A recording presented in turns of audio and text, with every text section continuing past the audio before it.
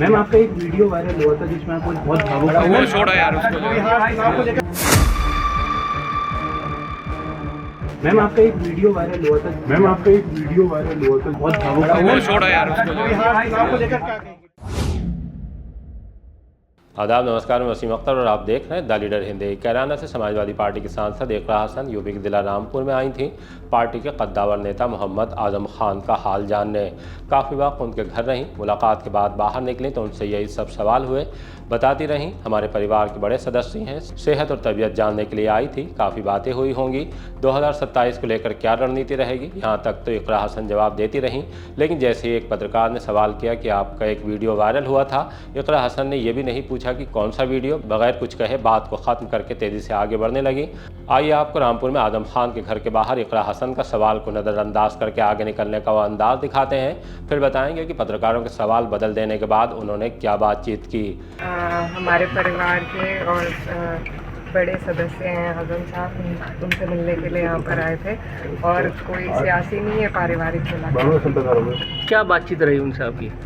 जी उनकी सेहत और उनकी तबीयत पूछने के लिए आए थे। मैम आपका एक वीडियो वायरल हुआ था जिसमें आप बहुत भावुक वो छोड़ो यार उसको।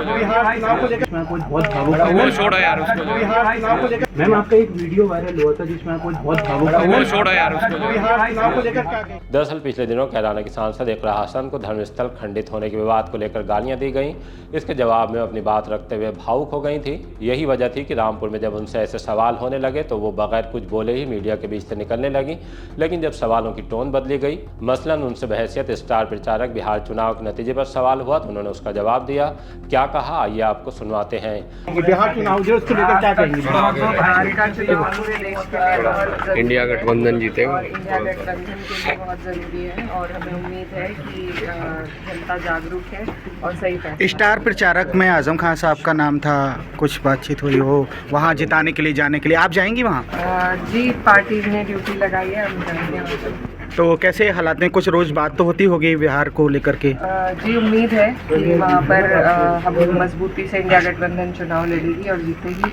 तो जिस तरह से वहाँ बड़े बड़े नेता पहुँच रहे हैं, तो समाजवादी पार्टी की तरफ से अभी बड़े लीडर्स वहाँ अब जाएंगे। छठ पूजा की वजह से अभी तक जाना नहीं हुआ था, अब धीरे धीरे सब जाएंगे। अच्छा, उत्तर प्रदेश के अलावा एक बिहार ऐसा राज्य है जहाँ पर वो कभी एक तरफा वोटिंग नहीं होती है, जो भी सरकार बनती है गठबंधन की होती है।